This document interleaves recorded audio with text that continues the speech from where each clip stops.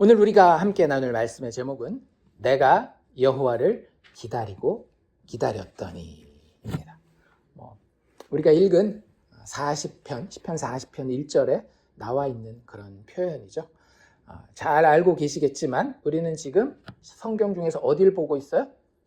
시편을 보고 있습니다. 그래서 1월 첫째 주, 둘째 주, 셋째 주, 오늘이 넷째 주이자 마지막 주죠. 그래서 이 4주 동안에 시편 말씀을 보고 있어요. 그래서 제일 처음에 봤던 데가 혹시 어딘지 기억하실런지 모르겠어요.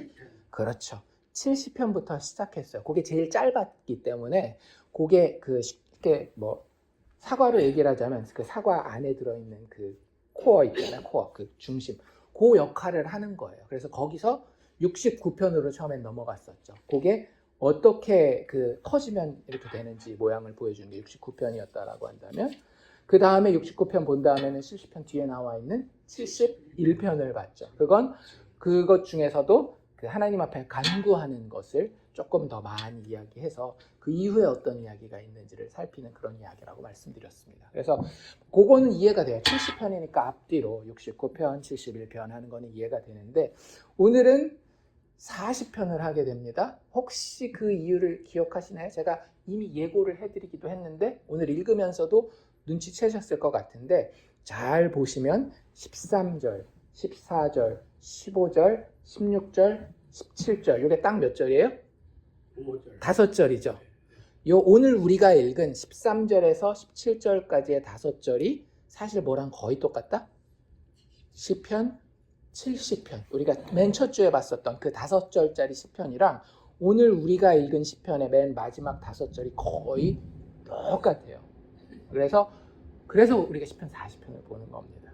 시편 70편이 69편에는 이렇게 확장되었었고 71편에는 이런 식으로 조금 더 한 부분을 강조했을 뿐만 아니라 시편 40편에는 그게 거의 그대로 들어가 있는데 전체적으로 큰 그림이 어떤 그림인지를 보기 위해서 시편 70편을 40편에서 다시 한번 만나게 된다는 사실을 기억하고 오늘 40편을 보면 좋을 것 같습니다.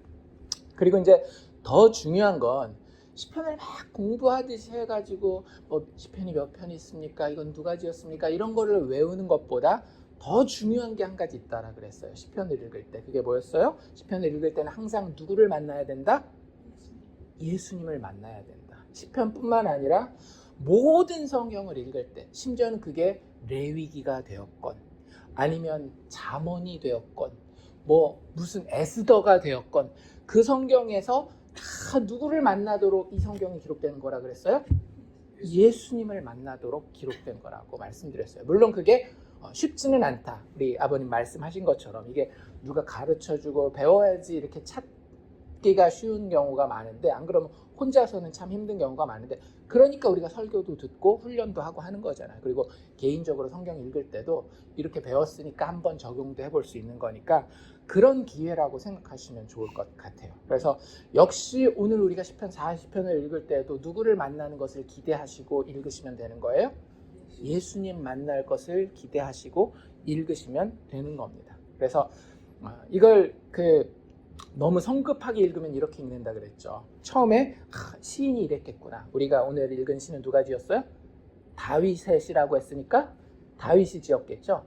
다윗이 이랬겠구나 딱 이해하고, 너무 성급하게 읽으면 바로 어디로 넘어가 버리기 쉽다 그랬어요. 나한테 그렇지, 나도 다윗처럼 이렇게 힘든 상황이 있었는데 다윗이 이렇게 하니까 나도 이렇게 해야 되겠다라고 넘어가기가 쉽다라고 얘기를 했는데, 그건 좀 섣부른, 너무 성급한 그런 적용이라고 제가 말씀을 드렸습니다. 그렇게 하게 되면 성경을 우리는 늘 뭘로만 보게 되는가 하면 율법으로만 보게 돼요. 우리가 율법으로 구원받을 수 있나요? 없나요? 없어요. 우리는 예수 그리스도의 십자가의 은혜로만 구원받는 거기 때문에 성경을 그렇게만 읽어서는 나중에는 성경은 우리에게 큰 짐이 됩니다. 내가 할 수 없는데, 다윗은 했지만 나는 못하겠는데, 이런 순간이 반드시 오기 마련이거든요. 그렇기 때문에 여기서는 바로 다윗에게서 다윗이 내 얘기를 하는구나 이렇게 넘어가지 마시고, 내 얘기도 하긴 합니다. 안 하는 건 아니에요. 그런데 그 중간에 뭐가 있어야 돼요? 율법과 우리 사이에는 반드시 중보자 예수가 있어야 되는 거예요. 제사 드리러 구약 백성들이 그냥 하나님 앞에 다이렉트로 직접 나가던가요? 그러지 못하잖아요. 중보자를 세웁니다. 제사장을 세우고, 제사장이 있기 전에는 모세가 시내산에서 하나님 백성들이 우리 무서워서 못 만나겠습니다 하니까 모세가 중보자로 나가는 거잖아요. 그래서 중보자가 항상 있어야 되고, 성경을 읽을 때도 마찬가지라는 거예요. 성경을 율법으로 그냥 바로 내가 읽어버리면 이건 나에게 오히려 심판이요 저주의 메시지가 되는 거예요. 항상 이 메시지에서, 이 말씀에서 우리는 예수를 먼저, 중보자 되시는, 완전한 중보자 되시는 예수를 먼저 만나고, 그 예수를 통해서 이 말씀을 우리가 만나게 되는 겁니다. 그래서 그런 원칙, 성경을 읽을 때 우리가 반드시 기억해야 되는 원칙을 요 4주 동안 시편을 본문으로 연습 삼아서 하는데, 잘 좀 최선을 다해서 우리 몸 가운데, 마음 가운데, 생각 가운데 좀 새기셨으면 좋겠고요. 그래서 처음에는 우리가 어쨌든 본문을 읽으니까 시인에 대해서 이해는 해야 될 거 아니에요. 그렇죠? 그리고 그걸 통해서 보편적으로 인생이 어떤 것인지, 나를 포함해서 그런 것들에 대해서 그럴 수 있겠지라는 공감 정도까지 하는 게 첫 번째 2단계라고 말씀드렸고, 세 번째로 제일 중요한 단계가 누구를 발견하는 것? 예수를 발견하는 것이 가장 중요한 단계라고 말씀드렸습니다. 그리고 나서야 누구 얘기가 나온다? 내 얘기. 그 예수를 믿게 된, 조금 더 어려운 신학적인 용어를 제가 썼었는데 기억나세요? 그리스도와의 연합. 예수를 믿으면 예수와 나는 더 이상 둘이에요? 하나예요? 하나입니다. 더 이상 둘이 아니에요. 우린 이제부터 예수와 하나로 연합되었기 때문에 예수와 연합된 나에게 이 본문이 어떻게 적용될 수 있는지를 마지막으로 살펴보는 거예요. 그래서 결론이 나에 대한 것은요, 아주 조금이에요. 그러니까 막 우리 예를 들자면 지금 시편 40편 읽기도 했고 찬양도 우리 수요일날 불렀었잖아요. 기억나시죠? 그래서 뭐 나를 기가 막힌 웅덩이에서 수렁에서 끌어주시고 뭐 이런 이야기들. 근데 그걸 그냥 나의 이야기로 바로 적용하기에는 조금 무리가 있습니다. 물론 나에게도 적용할 수 있지만 좀 나중에 예수를 충분히 여기서 예수가 이런 이야기를 하시는구나, 예수님이 여기서 이렇게 드러나고 있구나를 먼저 충분히 발견하고 난 다음에 내가 그 예수와 하나 되었기 때문에 예수님이 드리는 이 기도가 나도 드릴 수 있는 기도가 되는구나, 이렇게 적용해야 되는 거예요. 그래서 그런 것들을 오늘도 한번 해볼 수 있기를 원하고요. 이게 제가 만들어낸 게 아니라 오랜 기간 동안 사실은 성경에서, 신약 성경 볼 때마다 예수님이 구약을 인용할 때마다 야 니네들 착하게 살아야 돼, 구약이 이렇게 얘기하잖아, 그런 적 한 번도 없어요. 사도들도 구약을 인용할 때마다 이 구약 인용하면 항상 누구 얘기를 하는가 하면 구약에 이런 얘기 나와 있지, 그게 예수님에 대해서 이렇게 얘기하는 거야. 항상 그렇게 읽었어요, 구약을. 신약에 있는 예수님도 사도들도 그렇게 읽는데 왜 우리는 그냥 아이고 다윗이 참 위대하군요 이렇게 읽어야 돼요? 그렇게 읽는 거는 조금 섣부른 잘못된 성경 읽기, 구약 읽기라는 생각을 우리가 꼭 하셔서, 여러 우리 믿음의 선진들이 특별히 시편에 대해서 이야기할 때 뭐라고 이야기를 하는가 하면, 맞다, 시편은 기름 부음 받은 자 다윗의 말이기는 하다. 다윗이 썼으니까. 하지만 그게 궁극적으로는 고난을 통해 영광으로 나아가는 두 번째 다윗의 말로 이해해야 시편은 더 정확하게 이해하는 것이다. 두 번째 다윗은 누구겠어요? 예수님이죠. 첫 번째 아담이 누구였어요? 우리가 아는 그 아담, 에덴 동산에서 선악과를 따먹은 아담. 하지만 우리에겐 둘째 아담이 있는 거 아시죠? 둘째 아담, 그렇죠, 예수님. 그런 것처럼 다윗이 말하는 게 맞긴 맞아요. 그런데 그 첫 번째 다윗의 말이기도 하지만 동시에 이 다윗이 시편에 보면 막 왕이라고 느껴지는 장면보다 어떤 장면이 더 많은가 하면 고난받고 수치를 당하고 이런 장면이 훨씬 더 많잖아요, 우리가 읽어보면. 그러니까 우리가 더 공감하죠. 왕으로서의 다윗은 우리가 잘 공감하기 힘들어요.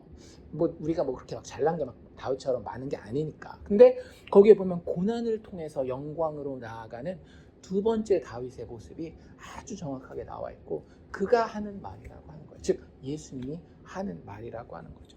또 어떤 그 목사님이 이렇게도 이야기해요. 신자가, 우리 믿는 사람들이 여기서 이 시편에서 그 말씀들을 자신의 경험으로 취할 것이 아니라 이거 나에 대한 이야기야 이렇게 취할 것이 아니라 영원한 승리로 끝난 그 전투를 싸우신 구원의 대장 누구예요? 예수의 경험으로 이 말씀들을 취해야 할 것입니다. 이렇게 얘기를 하는 거예요.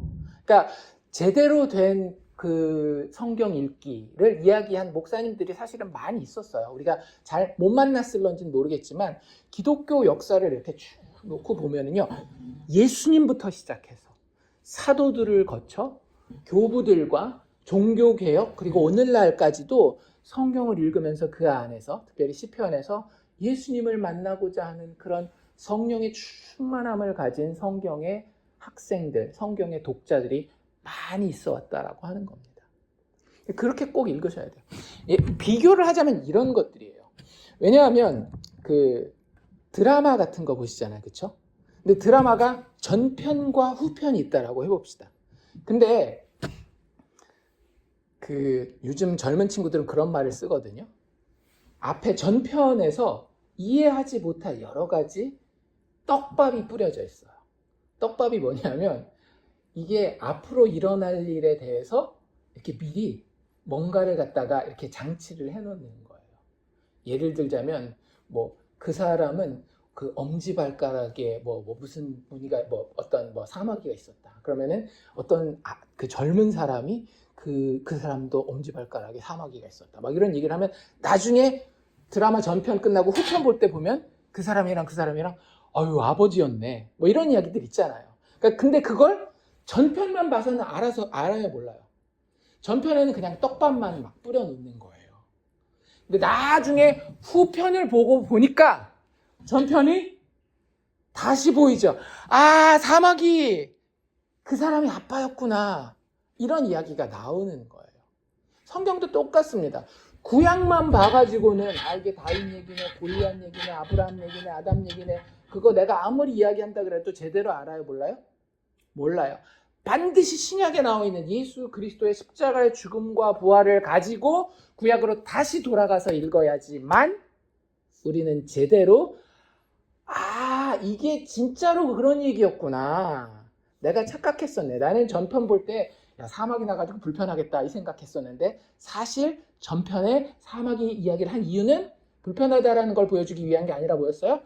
걔가 그 사람 아빠였구나라는 걸 보여주려고 하는 거였구나. 이런 거라는 거예요. 이해가 좀 되시죠? 이렇게 비교를 하니까. 그래서 오늘 시편 40편도 마찬가지예요. 오늘 시편 40편도 다윗의 시라고 돼 있습니다. 그러니 쓰기는 누가 썼겠어요? 다윗이 썼겠죠. 하지만 다윗이 어떤 인물이에요? 왕이잖아요. 기름 부음 받은 자잖아요. 구약에서 기름 부음 받은 자를 히브리어로 성경 원어로 뭐라 그러는지 아십니까? 메시아라고 이야기를 합니다. 그 메시아를 신약 성경에는 그러니까 구약은 히브리어로 쓰여졌지만 신약은 헬라어로 쓰였기 때문에 메시아를 갖다가 헬라어 즉 신약 성경의 말로 바꾸면 이 메시아가 뭐가 되는지 혹시 아세요? 그리스도가 되는 거예요. 그리스도 누구예요? 예수 그리스도라고 이야기를 하잖아요. 다윗이 어떤 자라고요? 기름 부음 받은 자. 기름 부음 받은 자가 뭐다? 메시아다. 메시아가 뭐다? 그리스도다. 그러니 다윗이 그리스도였던 거예요. 그런데 그 다윗은 불완전한 다윗이었잖아요. 죄도 짓고 간음도 하고 살인도 하고 거짓 증언도 하고 하나님 앞에 교만하기도 하고 그 첫째 다윗의 불완전한 모든 면을 다 완성하신 둘째 다윗이 있는데 그게 누구라는 거예요? 기름 부은 그리스도 예수라는 거예요. 그러니 이 시편이 다윗의 시긴 하지만 다윗이 사실은 선지자로서 성령의 충만함을 받아 누구의 이야기를 하고 있는가 하면 둘째 다윗 예수의 음성을 발산하고 있다고 하는 겁니다. 그런 시점으로 보면 정확하게 이 시편이 이해가 될 거예요. 그래서 이 시편 40편 쭉 읽어볼 텐데 총 몇 절이에요? 17절이죠. 17절로 되어 있는 시편입니다. 그래서 이걸 이렇게 보면 두 부분 정도로 나누어질 수 있는데 물론 더 잘게 나눌 수도 있지만 크게 두 부분으로 나눌 수 있는데요. 1절부터 10절까지 이렇게 나눌 수 있고 11절부터 마지막 17절까지 이렇게 두 부분으로 나뉘어져요. 그런데 뭐 내용은 제가 간단하게 요약해 드리겠습니다. 이렇게 한번 생각해 볼까요? 여기에 나오는 내용들이 이런 이야기거든요. 도와주세요, 이런 이야기 또 나옵니다. 그쵸? 우리 지금 계속 봤어요. 70편, 69편, 71편에 계속 나오는 이야기가 도와주세요 라는 이야기가 참 많이 나오고요. 또 한 가지 중요한 내용은 뭐가 나오는가 하면, 하나님이 분명히 도와주실 줄 믿고 제가 확신하며 찬양합니다, 이런 내용이 나와요. 이 두 가지가 이 시편 40편에 나오는 내용인데요. 한번 생각을 해봅시다. 도와주세요 라는 이 내용과 분명히 나를 구원하실 것을, 나를 도와주실 것을 확신하고 찬양합니다 라는 내용이 어떤 게 먼저 나오는 게 자연스럽겠어요? 보통 사람이 생각할 때 확신의 내용이 먼저 나온 다음에 도와주세요. 원래 보통은 어떻게 되는가 하면요, 믿음의 기도를 우리가 생각해 보면, 하나님, 지금 내가 너무 힘듭니다. 왜냐하면 내 상황 자체는 힘든 상황이거든요. 힘든 상황에서 먼저 하는 건 뭐냐면 일단 뭐부터 하는 거예요? 하나님 도와주세요. 힘드니까, 내가 너무너무 긴박하니까 하나님 도와주세요를 먼저 해요. 그러면서 거기서 믿음으로 막 묵상하면서 믿음으로 하나님 내가 도와달라고 얘기를 했는데 분명히 도와주실 것을 믿습니다. 내가 확신하며 하나님의 이루어주심을 미리 찬양합니다. 이게 일반적인 순서예요. 그리고 그런 시편들도 많이 있습니다. 그런데 오늘 시편 40편은 그 순서가 바뀌어 있어요. 1절 우리가 읽었죠. 1절 제가 한 번 더 읽어드릴게요. 뭐 잘 아는 거예요. 여호와여, 내가 기다리고 기다렸더니 주께서 귀를 기울이사 나의 부르짖음을 들으셨나이다. 이거 과거예요, 현재예요? 들으셨나이다 했으니까 이미 하나님이 내 기도에 응답하셨다라는 거예요. 내가 부르짖고 기다리고 기다렸더니 하나님이 분명히 들으셨다라는 거예요. 그럼 이제 그 뒤에는 사실 무슨 이야기가 나와야 돼요? 하나님, 내 기도 들어주셨으니 감사합니다. 하나님, 내가 주의 이름을 찬양합니다. 하나님, 내가 당신의 그 구원하심을 만방 가운데에 선포하겠습니다. 뭐 이런 이야기가 나와야 될 것 같잖아요. 그런 얘기가 나오긴 나와요. 그런데 그런 이야기가 어디서 딱 끊기는가 하면 10절에서 딱 끊겨요. 그리고 11절부터는 무슨 이야기가 나오는가 하면 갑자기 분명히 하나님 다 들어주셨다면서, 하나님이 다 구해주셨다면서, 근데 11절부터 뭐라고 얘기를 하는가 하면 갑자기 11절만 제가 또 읽어드릴게요. 여호와여, 주의 긍휼을 내게서 거두지 마소서, 주의 인자와 진리로 나를 항상 보호하소서 하면서 자기를 도와주세요라는 걸로 나가는 거예요. 아니, 지금까지 막 믿음 좋은 사람처럼 하나님 항상 나를 도와주십니다, 항상 나에게 귀를 기울이십니다 라고 얘기를 해놓고 갑자기 뭐야, 왜 꼬리를 내리지? 이 순서가 좀 이상해 보인다라고 하는 거죠. 그냥 끝까지 하나님을 확신하고 찬양하고 그 이름을 선포하는 걸로 끝났으면 참 좋았을 시편인데, 갑자기 뒤에 7절이 마무리를 어떻게 하고 있는가 하면 확신하지 못하는 사람처럼 자신의 지금 어려운 상황 가운데 하나님 꼭 도와주셔야 됩니다, 속히 지체하지 마셔야 됩니다, 이러고 있는 것으로 40편이 끝나고 있어요. 왜 그럴까요? 생각해 보셨어요?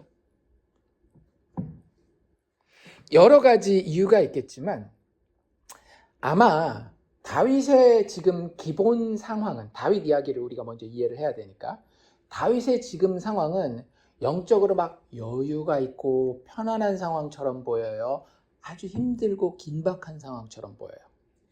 힘들고 긴박한 상황처럼 보여요. 만약에 우리가 1절부터 10절까지만 읽었으면 모르겠지만 1절에서 10절을 지나 11절에서 17절을 읽어보면 다윗이 지금 굉장히 긴박한 상황 가운데 있구나, 하나님 보고 지체하지 마소서라고 그의 기도를 마무리하는 것을 보면 굉장히 긴박하고 힘들고 어려운 상황 가운데 있다는 것을 알 수 있어요. 그게 기본이에요. 그런데 자신의 긴박한 상황을 하나님 앞에 그냥 다 토해내기 전에 다윗이 자신의 마음을 영적으로 정리하고 있는 겁니다. 먼저. 어떻게요? 과거에 하나님이 나의 이런 위기 상황 가운데에 어떻게 역사하셨는지를 살피는 거예요. 다윗이 지금 어렵긴 하지만 과거에 자기가 어려웠을 때 하나님이 분명히 도와주셨었어요? 안 도와주셨었어요? 분명히 도와주셨을 겁니다. 예를 들자면 이렇게 한번 생각을 해봅시다. 다윗이 지금 자기 아들 압살롬에게 막 쫓겨서 도망가고 있어요. 위기입니까? 아닙니까? 위기예요. 하지만 다윗이 과거를 회상해 보면 누구에게도 쫓긴 적이 있었어요? 사울 왕에게도 쫓겼었던 적이 있죠. 그리고 그때 자기가 기다리고 도우심을 부르짖었더니 하나님이 분명히 도와주셨었어요? 안 도와주셨었어요? 분명히 도와주셨었습니다.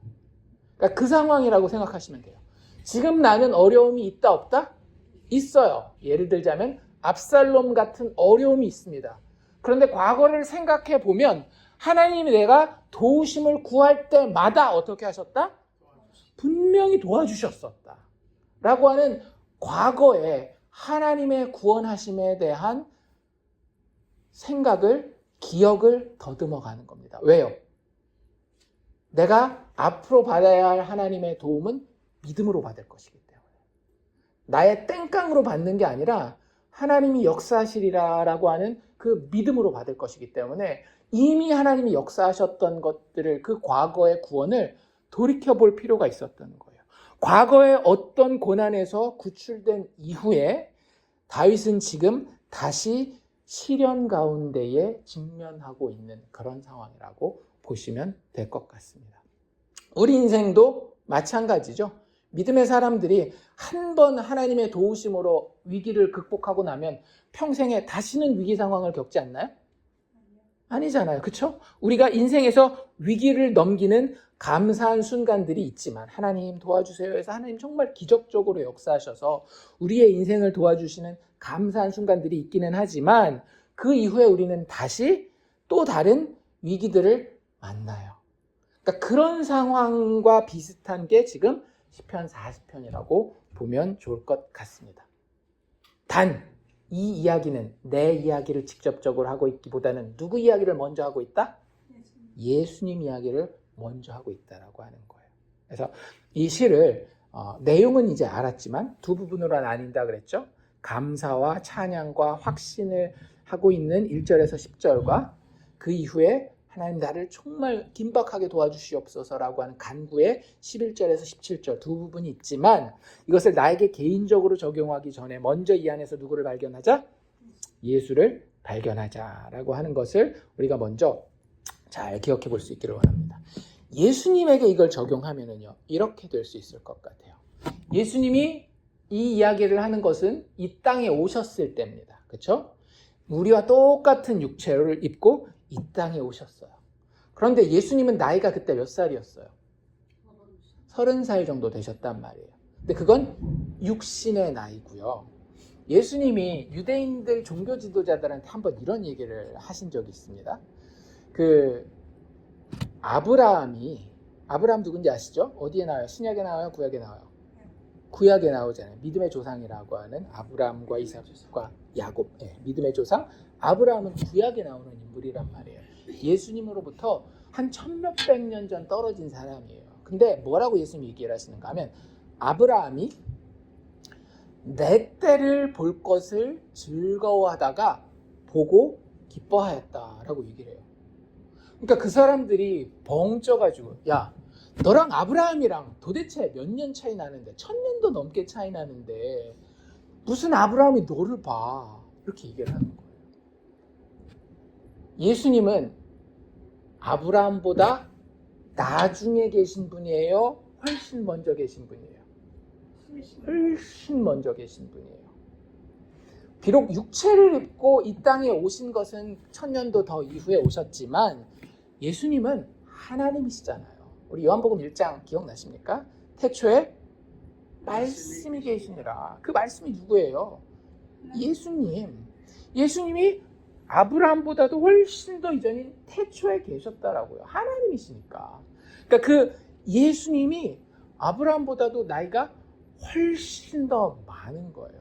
그러니까 아브라함이 보지 못한 것을 예수님은 다 보셨죠.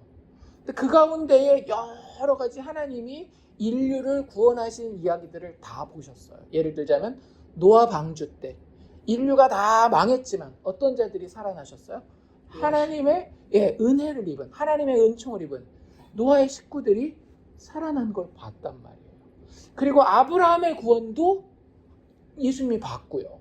그 이후에 이스라엘 백성들의 구원도 받고 출애굽도 받고 이스라엘이 반역했지만 그 반역한 가운데에 중보자를 세워서 구원하시는 모습들도 다 봤단 말이에요. 즉 예수님의 입장에서 하나님이 지금까지 하나님의 백성들에게 베푼 모든 구원은 미래가 아닌 이미 과거에 일어났던 일이라고 하는 거예요. 예수님이 자신이 육신을 입고 지금 십자가에 막 올라가야 돼요. 너무나 큰 위기와 고난을 당해야 되는 그 순간에 뭘 먼저 묵상하고 있는 거예요? 내가 여호와를 기다리고 기다렸더니 하나님의 택자들이, 하나님의 자녀들이 하나님을 기다릴 때마다 하나님은 어떻게 하셨다? 귀를 기울이셨다. 하나님의 백성들이 하나님의 이름을 부르짖을 때마다, 심지어는 자격이 없을 때에도, 사사기 보십니까? 사사기에서 계속 이 다람쥐 쳇바퀴 도는 거 기억하세요? 하나님이 구원자를 주셔서 평안해지면 이스라엘 백성들은 꼭 어떻게 해요? 타락해서 우상을 숭배하죠. 그럼 하나님이 어떻게 해요? 옆에 있는 이방 백성을 통해서 심판하시죠. 그럼 어떻게 해요? 또 이스라엘 백성들은 힘들다고 하나님께 부르짖어요. 부르짖고 나면 또 하나님이 구원자를 보내주시잖아요. 부르짖으니 그 부르짖음을 들으시는 거예요. 예수님이 보신 하나님의 구원의 역사는 늘 부르짖을 때마다 하나님이 그 자녀들을 그들의 자격과 상관없이 하나님의 은혜를 따라 다 구원하셨던 것을 예수님은 알고 있는 거예요. 예수님이 지금 당장 십자가에 올라가기 전에 너무나도 그 마음이 괴롭고 힘들고 어려운 그 위기의 순간에 예수님 뭘 먼저 묵상하고 있는 거예요? 구원하시는 내 하나님 아버지를 먼저 묵상하고 있는 거예요. 이해가 되시죠? 그랬을 때에 예수님도 몸을 가지고 있잖아요. 예수님에게도 호르몬이라는 게 있었습니다. 그래서 사람들이 자기를 때리고 사람들이 자기를 창피하게 하고 사람들이 자기를 고통스럽게 할 때 내 몸은 호르몬이 있기 때문에 반응을 해요. 두려워하기도 하고 창피하기도 하고 한단 말이에요. 그런데 그 가운데 예수님의 영혼은 누구를 바라보는 거예요? 구원하시는 하나님을 바라보면서 그 영혼이 하나님 앞에 다시 한번 평안함을 회복해가는 겁니다. 그래서 그걸 먼저 이야기하고 있는 거예요. 예수님이 지금 십자가에 올라가기 전에 예수님이 어디 가셨어요? 겟세마네 동산 가셨던 거 기억나시죠? 겟세마네 동산에서 예수님이 하셨던 이야기가 뭐예요? 하나님 아버지, 할 수만 있으면 이 잔이 나에게서 옮겨가게 하여 주시옵소서. 마치 이거예요. 하나님 아버지여, 지체하시지 마시고 나를 건지시옵소서. 주는 나의 반석이요 나를 건지시는 이십니다. 이 기도하기 전에 예수님 이미 뭐라고 기도하고 계셨던 거예요? 주님, 당신은 반드시 당신의 자녀를 구원하시는 분이십니다. 그 기도를 예수님이 하고 계시다라고 하는 거죠. 과거에 어떤 고난에서 구출되었었던 이스라엘 백성들의 이야기가 남의 이야기가 아니라 내 아버지의 이야기라고 하는 거예요. 모든 하나님의 구원을 과거 시제로 아시는 예수께서 하나님의 구원에 대해서 먼저 1절에서 11절에 묵상하고 난 이후에 11절에서 17절까지 자신의 모든 위기의 순간에 하나님의 도우심을 신뢰하고 의지하며 구하고 있는 것이 이 시편 40편의 내용이라고 보시면 된다고 하는 겁니다. 단 하나 주의할 게 있어요. 이게 예수님이 하시는 이야기라고 한다면 문제가 될 법할 구절이 딱 한 구절 있습니다. 혹시 읽으면서 에이 예수님이 이렇게 얘기하면 안 되지 이런 부분 혹시 찾으셨나요? 12절입니다. 제가 읽어드릴게요. 왜 이게 예수님에게 어울리지 않아 보이는지. 12절. 수많은 재앙이 나를 둘러싸고 이건 그럴 수 있죠. 그렇죠? 예수님에게 수많은 재앙이 둘러쌀 수 있어요. 그런데 그 뒤에 뭐라고 얘기를 하는가 하면 나의 죄악이 나를 덮침으로 우러러볼 수도 없으며 예수님에게는 죄가 있어요? 없어요? 예수님에겐 죄가 없는데 지금 이 시편 40편의 화자는 이 시편 40편을 이야기하는 그 시인은 나의 죄악이 나를 덮치며 그래서 하나님을 우러러볼 수도 없다라고 이야기를 하고 있어요. 그 뒤에도 계속 죄에 대한 이야기가 나옵니다. 죄가 나의 머리털보다 많음으로. 예수님은 죄가 없는데 이 시편 저자는 뭐라고 얘기하고 있어요? 죄가 내 머리털보다도 더 많다라고 이야기하고 있는 거예요. 그래서 내가 낙심하였음입니다. 이렇게 얘기를 해요. 그럼 이거 예수님이 이야기할 수 있는 거예요? 없는 거예요? 죄 없으신 예수님이. 그래서 이게 그래서 어려운 거거든요. 그래서 많은 성경학자들이 이거 분명히 예수님이 이야기하는 건 맞긴 맞는 것 같아요. 이게 분명히 예수님이 이야기하는 거 맞습니다. 시편 40편은. 왜냐하면 조금 있다가 제가 그 분명한 증거를 성경에서 보여줄 거예요. 그러니까 예수님이 이야기하는 게 맞긴 맞는데 과연 이 12절을 어떻게 해결해야 될까를 먼저 좀 생각해 볼 필요가 있는데 첫 번째로는 이렇게 생각하는 거예요. 제가 전에 그런 얘기 들었었던 적이 있어요. 구약 성경은 실체이다, 그림자이다? 그림자입니다. 실체는 신약 성경의 예수님의 십자가의 죽음과 부활이 실체예요. 구약은 그걸 이야기는 하긴 하지만 그림자로서 이야기하기 때문에 완전히 일치하지 않는 부분이 있을 수 있다라고 하는 거예요. 그렇기 때문에 이 다윗이 둘째 다윗과는 좀 일치하지 않는 부분이 있을 수 있겠죠. 그래서 어떤 성경학자들은 12절은 첫째 다윗에게만 해당하는 것이고 둘째 다윗인 예수님에게는 해당하지 않는다라고 이야기하기도 해요. 틀리지 않습니다. 그래서 이 12절은 예수님이 아닌 다윗에게만 해당되는 거야 라고 이야기하는 것도 한 가지 방법이에요. 그렇게 해도 상관은 없습니다. 근데 그거 말고 또 다른 방법이 뭐가 있는가 하면 더 많은 신학자들은 이런 이야기를 해요. 예수님이 십자가에 달리실 이유가 있었어요, 없었어요? 본인에게는 없었어요. 하지만 예수님이 십자가에 달리신 이유는 뭐예요? 죄인들의 죄를 자신이 대신 지셨기 때문에 그런 거죠. 그걸 방금 얘기한 것처럼 신학적으로는 대속이라고 이야기를 합니다. 예수님이 우리 죄인들에게 있는 죄를 가져가시고 자기에게 있는 하나님의 영광과 의는 누구에게? 우리 죄인들에게. 이걸 양방향의 뭐라 그래야 될까? 영어로는 더블 임퓨테이션이라고 해서 상호 주입이라고 이야기를 해요. 우리의 나쁜 것은 예수님이 가져가시고 예수님의 좋은 것을 우리에게 이렇게 전해주시는 그런 것을 이제 대속이라고 이야기를 하는데, 그러면 예수님이 우리의 죄를 지셨으니까 우리와 동일시 되는 거겠죠. 그렇죠? 예수님은 죄가 없지만 예수님이 우리를 대표하는 대표자가 되었기 때문에 예수님이 자기 자신을 인류의 대표로서 내가 저들의 죄를 지고 갑니다라고 있는 이야기할 수 있는 거 아니에요. 본인의 죄는 없지만. 그래서 그 죄인들의 대표로서는 이렇게 이야기할 수 있잖아요. 왜? 예수님에게는 진짜 한 홀의 그 죄도 없지만 예수님이 대신 지신 죄인들의 죄가 여기 이야기하는 것처럼 나의 머리털보다도 많습니다라고 예수님이 이야기할 수 있다라고 하는 거죠. 그래서 예수님의 무죄함을 망가뜨리는 것은 아니지만 오히려 이 본문은 12절은 뭘 보여준다라고 이야기할 수 있는가 하면 예수님이 그만큼 죄인들과 완전하게 연합하여서 그들을 대표한다라고 하는 그런 식으로 이해를 하면 예수님이 이렇게 이야기하실 수도 있겠구나. 수많은 재앙이 나를 둘러싸고 죄인의 대표인 그 죄인들의 모든 죄악이 나를 덮침으로 내가 하나님을 우러볼 수도 없고 내가 대신 지고 가는 이 죄가 나의 머리털보다 많음으로 내가 낙심하였음이니이다. 이렇게는 이야기할 수 있다라고 하는 거죠. 그래서 어쨌든 결론은 뭐냐? 이 시편 40편은 누가 지금 이야기하고 있는 것이다?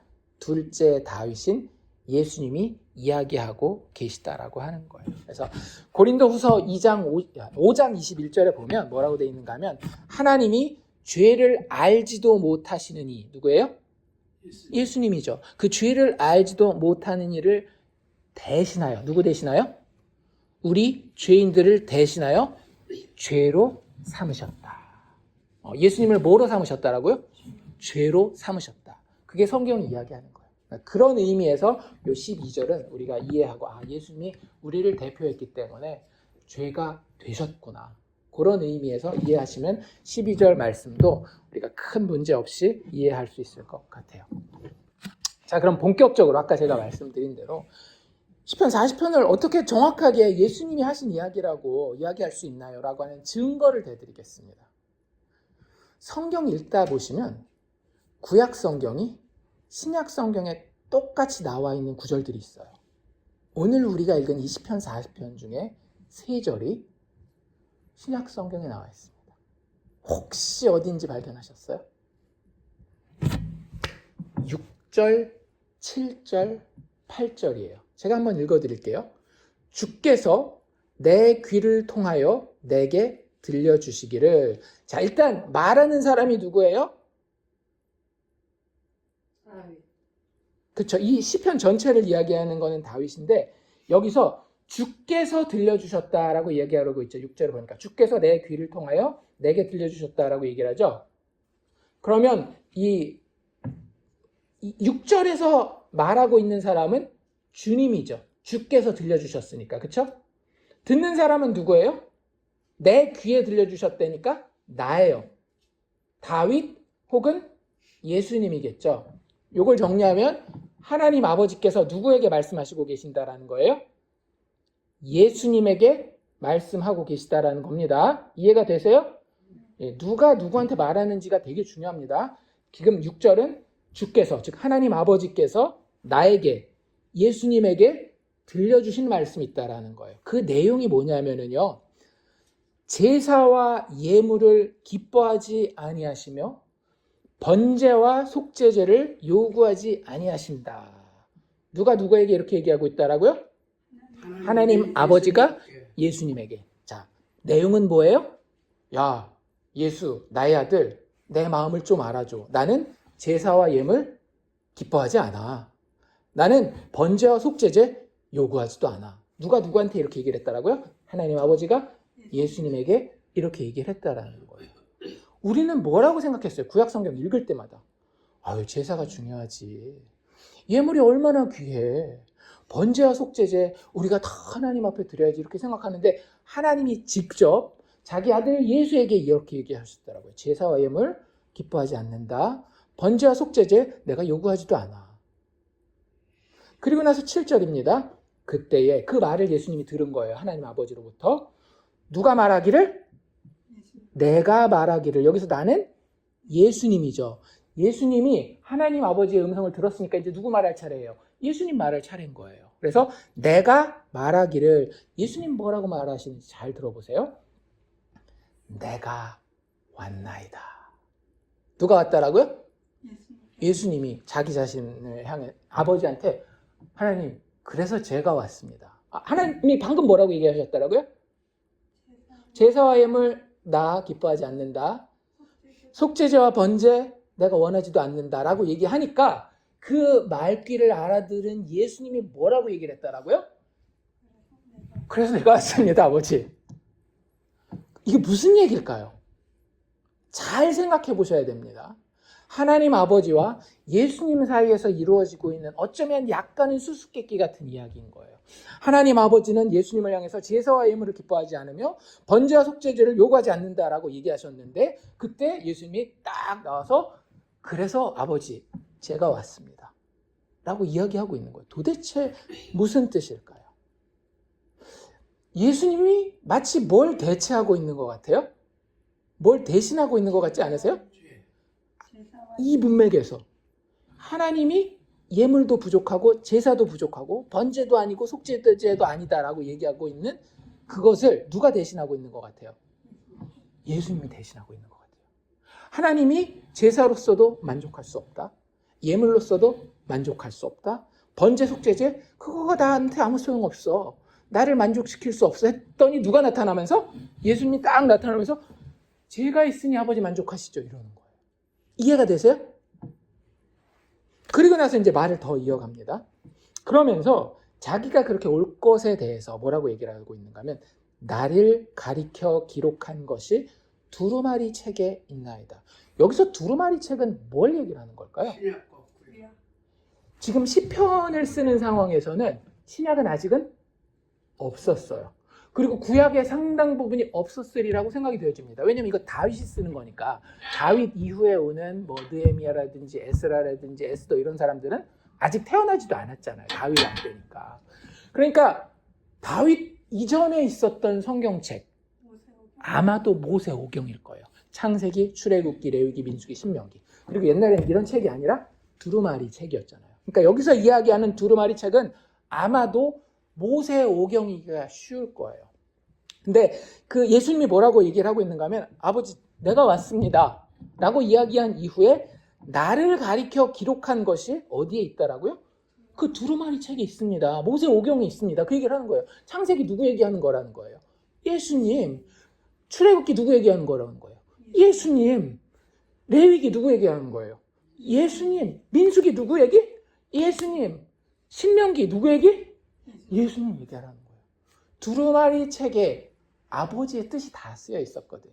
두루마리 책에 사실은 나와 있는 게 아까 이야기한 제사와 예물과 번제와 속죄제 이야기가 사실은 그 두루마리 책에 모세오경에 다 나와 있는 건데 사실은 그게 다 그림자였던 거예요. 내가 그걸로 만족하겠다라고 한 게 아니야. 그건 그냥 떡밥이야.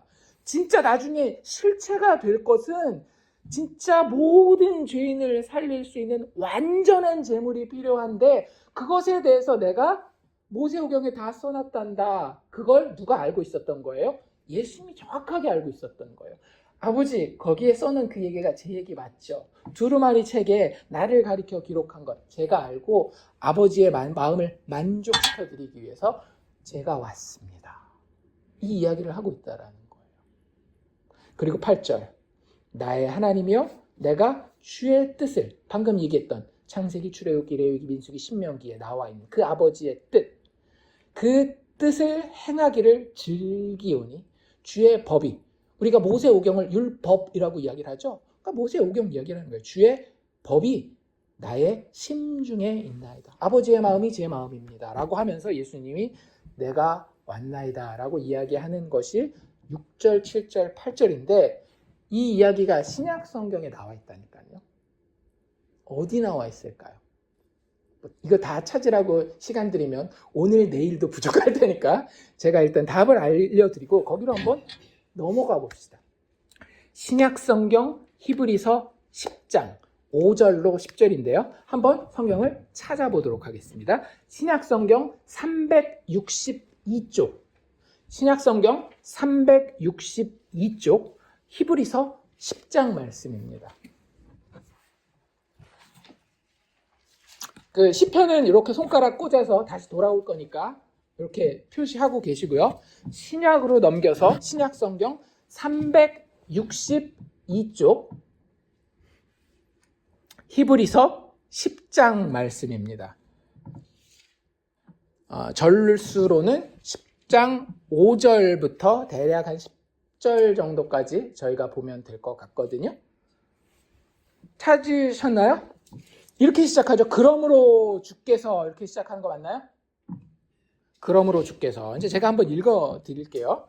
이게 이제 맥락이 어떻게 되는가 하면 히브리서 10장 그 앞에는 하나님이 구약의 제사를 온전하게 받는 게 아니다. 구약의 제사는 원래 그게 그림자로서 바라보는 진짜 제사가 있었다. 진짜 제물이 있었다. 그 얘기를 하는 맥락에서 구약의 제사는 완전하지 못해 라는 그런 이야기를 하다가 지금 이제 5절까지 온 거예요. 그러므로 구약의 제사는 완전하지 못하므로 주께서 세상에 임하실 때에 이르시되 여기서 주는 누구겠어요?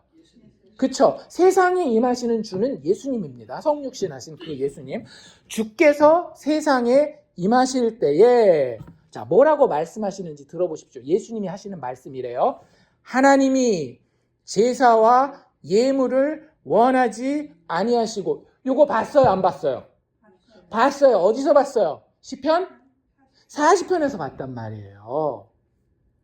지금 그 얘기하고 있는 거예요. 히브리서 저자가. 하나님이 제사와 예물을 원하지 아니하시고 오직 나를 위하여 한 몸을 예비하셨다는 거예요. 왜? 아까 얘기한 제사와 예물이 하나님을 충분히 만족시키지 못하기 때문에 그것이 진짜 죄인을 구원하지 못하기 때문에 진짜 제물을 하나님이 몸으로, 인간의 몸으로, 근데 완전하여서 죄가 없는 그 몸으로 마련해 놓으셨다라는, 예비해 놓으셨다라고 하는 거죠. 6절.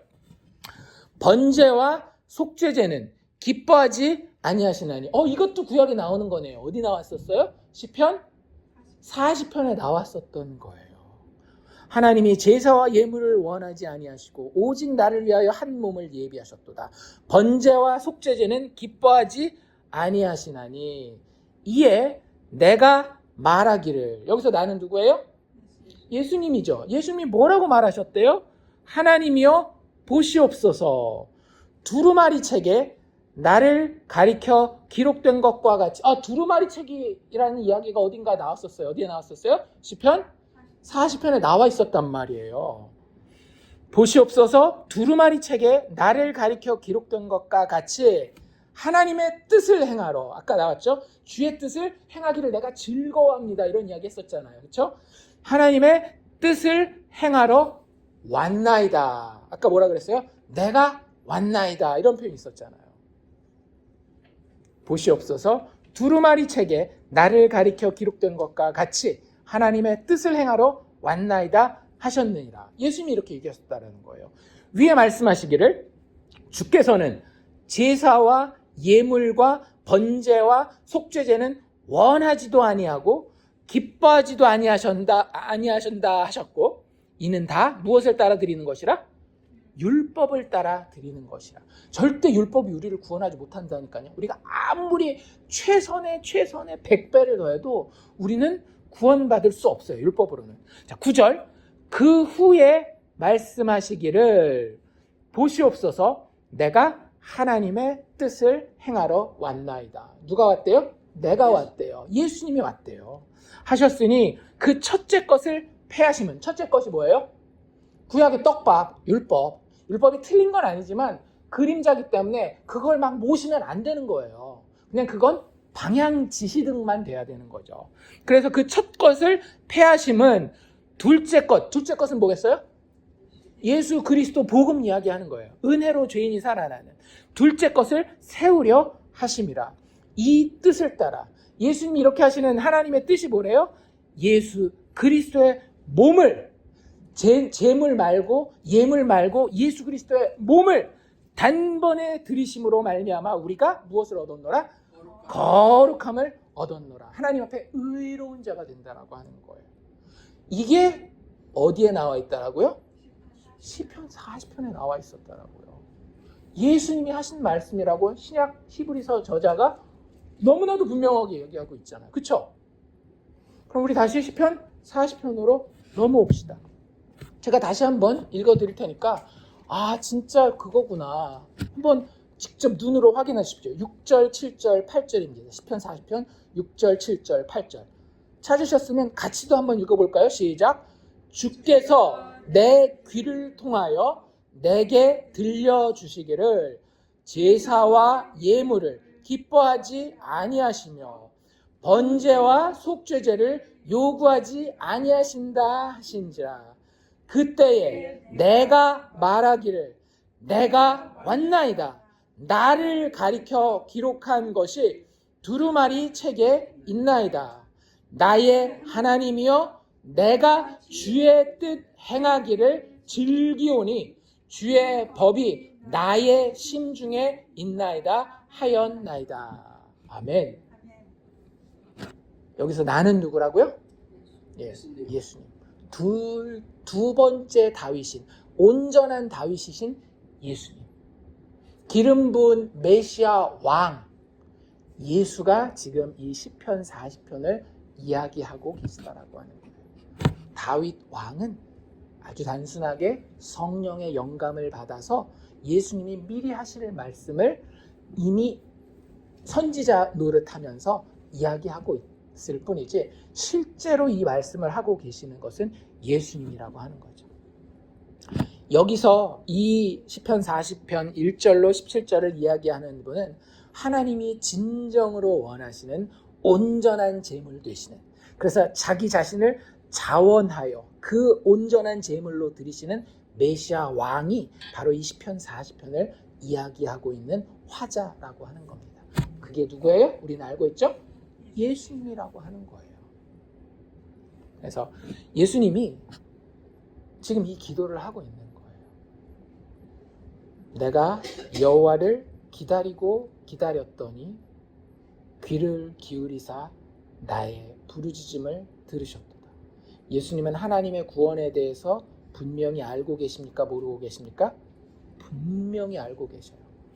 아담이 처음 타락했을 때부터 노아 시대의 그 어려운 시절, 바벨탑 이런 것들 다 겪어가면서 도저히 사람이 없어 보이는, 하나님이 보시기에 의인이 없어 보이는 상황에서 부족하지만 아브라함을 택하여서 그의 믿음을 본받는 모든 믿음의 사람들이 자격 없고 여전히 부족하지만 하나님의 은혜의 손길과 관심 가운데에 구원받게 하시는 아버지의 구원에 대해서 너무나 잘 알고 있었기에 내가 여호와를 기다리고 기다립니다 라고 고백하는 거예요. 십자가에 올라가기 직전에 너무나도 억울하고 너무나도 수치스럽고 너무나도 육체적으로 아플 그때에도 뭘 먼저 기억하시는 거예요? 예수님이 아버지의 분명한 구원에 대해서 기억하고 있는 겁니다. 그의 백성들이, 심지어는 자격 없는 자라 할지라도, 아까 이 얘기 드린 사사시대의 그 사람들이라 할지라도 부르짖으면 그 자녀를 구원하는 것이 아버지 하나님이었다라고 하는 것을 예수님이 너무나도 분명하게 고백하고 있는 겁니다. 그렇기 때문에 그 아버지를 신뢰하기에 예수님은 어디에 올라갈 수 있는 거예요? 십자가에 올라갈 수 있었던 겁니다. 아버지, 내가 잘나서 십자가에 올라가는 거 아닙니다. 아버지의 구원을 내가 알기에, 아버지의 그 뜻을 내가 기뻐하기에, 그 뜻 행하는 것을, 심지어 그 뜻 행하는 것이 나의 죽음을 의미한다 할지라도 그 뜻 행하는 것을 내가 즐거워하기에 주님의 그 법을 나의 심중에, 마음 가운데에 품고 지금 이 위기 상황에 내가 걸어 나아갑니다. 주님, 반드시 나를 도와주시옵소서. 나를 건지시는 이신 나의 하나님이시여 지체하지 마시옵소서라고 하며 예수님이 십자가의 길을 뚜벅뚜벅 걸어가고 있는 게 바로 이 시편 40편이라고 하는 거예요. 이해가 되셔요? 그러면 이게 예수님이 그렇게 하는 모습을 보여주는 거라고 한다면 내가 힘들면 하나님 앞에 이렇게 기도해야 되겠구나가 첫 번째 적용이 되기는 좀 힘들겠죠. 이건 누굴 보여주는 거기 때문에, 예수님을 보여주는 거기 때문에. 딱 보니까 예수님 어때요? 예수님 정말 하나님의 구원에 대한 확신이 있으시구나. 그 확신 가운데에 하나님이 기뻐하시는 죄인의 구원자로서 예수님이 너무 담대하고 굳건하게 서고 계시는구나. 예수님이 이 자리에서, 이 걸음걸음에서 한 발자국이라도 양보하실 것 같아요? 안 할 것 같아요? 절대 양보하지 않을 것 같지 않습니까? 그 결기가 보여지지 않으세요? 아무리 큰 어려움이 있다 할지라도 나는 아버지의 구원과 아버지의 뜻을 알기 때문에 내가 죽는 한이 있더라도 나는 거기를 향해서 뚜벅뚜벅 걸어가겠습니다. 그 얘기를 하고 있는 거예요. 속히 도와주십시오. 반드시 도와주실 줄로 믿습니다. 그 도움 가운데 내가 육신의 목숨을 내놓으라고 한다면 내놓겠습니다. 왜? 내가 그 목숨을 내놓으면 아버지는 다시 살리실 것을 알기 때문에. 그게 예수님이 우리 죄인들을 위해서 이루신 구원이라는 거예요. 그 어떤 제사도, 그 어떤 예물도, 그 어떤 번제와 속죄제도 이룰 수 없는 그 구원을 예수님이 직접 이 구원의 여정 가운데 자신의 몸을 들여, 아버지 내가 왔나이다. 십자가를 향해 이 죄인들을 향한 구원을 내가 아버지의 뜻을 기뻐하며 이루겠습니다 라고 예수님이 한 걸음도 양보하지 않고 죽기까지 걸어가고 계시다라고 하는 거예요. 그래서 여기서 우리가 제일 먼저 봐야 되는 건 뭐냐면요, 나의 구원자 예수 그리스도의 든든함을 먼저 봐야 되는 거예요. 내가 힘들 땐 이렇게 기도해야지가 아니라 내 구원자 예수 그리스도가 얼마나 튼튼하고 강건하게 나의 구원의 자리에 서 있는가, 그것이 보여야 된다라고 하는 겁니다. 나의 구원자는 하나님 아버지의 뜻을 너무나도 분명히 알아서 한 걸음도 나의 구원을 위해서 양보하지 않는 든든한 구원자라고 하는 거예요. 그 예수가 바라봐질 때에, 그 예수를 믿는 믿음으로 그분과 연합할 때에 비로소 우리는 그때 이 본문 말씀을 우리에게 적용할 수 있는 겁니다. 그냥 다윗이 이랬으니까 불쌍해. 근데 나도 불쌍한 환경이 있어. 이렇게 가는 건 너무 얕게 성경을 보는 거예요. 왜? 예수 빼고 그냥 나와 하나님과 관계한다라고 하는데 하나님과 나 사이에는 율법이 있거든요. 율법은 절대 우리를 구원하지 못합니다. 우리에게는 하나님과 나 사이에 구원자, 중보자 예수가 필요한 거예요. 그 예수가 이 기도를 하신 겁니다. 이 찬양을 하나님 아버지께 내가 왔습니다. 나를 제물로 삼아서 이 죄인들을 아버지의 기쁘신 뜻대로 구원하십시다 라고 이야기하고 있다라고 하는 거죠. 그래서 이 시편 40편 뿐만 아니라 다른 구약 성경을 다 볼 때 원칙이 이거예요. 이 본문에서 우리는 우리의 위대한 대제사장이시며 선지자이신 예수 그리스도를 발견하게 된다라고 하는 거죠. 그분은 죄인들을 위한 자신의 완전한 희생에 대해서 지금 아버지께 말씀드리고 있는 겁니다. 그 어떤 제사와 예물로도 바꿀 수 없는 자신의 완전한 희생에 대해 아버지, 제가 자원하는 마음으로 아버지가 원하셨기 때문에 그 제물의 자리에 올라가겠습니다. 그것이 되었기 때문에 하나님께 귀 기울이는 그 백성에게 예수님은 나와 함께 이 기도를 같이 드리자라고 말씀하시는 거죠. 그래서 예수님이 하나님 내가 기다립니다. 내가 부르짖습니다 라고 한 그 기도를 누구도 할 수 있게 되는 거예요. 이 예수를 믿는 믿음의 사람들도 비로소 할 수 있게 되는 거예요. 예수를 알았기 때문에 그분이 나의 은혜의 근거가 되시기 때문에 우리 역시 그분이 우리를 위해서 얻으신 복을 함께 누릴 수 있으며 그분의 발자취를 따라 그분이 드렸던 기도를 함께 드리고 우리의 인생의 걸음을 예수님이 걸으셨던 것처럼 걸을 수 있게 된다고 하는 거죠. 그래서 여기 복이라는 단어가 나왔었던 거 기억나세요? 우리 쭉 읽으면서 복이라는 단어가 한번 나와 있었습니다. 4절 말씀인데요. 이렇게 돼 있었어요.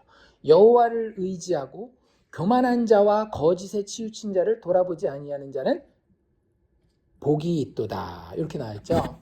이게 사실은 어떤 표현인가 하면 한글 성경은 이 문맥에 따라서 똑같은 표현이라 할지라도 조금 다르게 표현해요. 근데 이 복이 있도다라고 하는 이 표현이 사실은 시편 전체를 대표하는 표현입니다. 왜요? 시편 1편 기억나십니까? 시편 전체를 열어 제끼는 그 문이 되는 시편 1편 첫 표현이 뭐예요?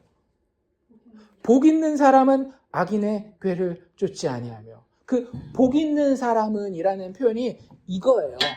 복이 있도다. 이게 히브리어로는 성경 원어로는 똑같은 단어입니다. 그래서 여기서 그 이야기를 하고 있는 거예요. 예수님 자신이 유일하게 복 있는 사람이에요. 모든 우리 죄인들은 하나님의 저주 가운데 있어야 하는 자들이고 오직 예수님만 복 있는 사람인데 그 예수님이 어떤 분이에요? 여호와를 의지하고 어떤 사람들을 돌아보지 않아요? 교만한 자들, 거짓에 치우치는 자들을 돌아보지 아니해요. 왜? 하나님 앞에서는 교만할 수가 없거든요. 하나님 앞에서는 거짓이 설 자리가 없거든요. 오직 하나님의 모든 거룩하심과 영광으로 다 빛같이 드러나는 그때에 예수님은 여호와 하나님 아버지를 의지함으로 복 있는 사람이 되셨어요. 그리고 그와 연합한 우리도 뭐가 되는 거예요? 복 있는 사람이 된다라고 하는 거죠. 그리고 그 복 있는 사람이 드리는 기도가 바로 이 시편 40편 기도라고 하는 거예요. 물론 우리가 예수님처럼 내가 죄인들을 위한 완벽한 제물이 되겠습니다 라고 기도하지는 못하겠지만 예수님이 기도하셨던 그 아버지를 향한 이 친밀한 기도들 있잖아요. 아버지는 항상 구원하시는 분입니다.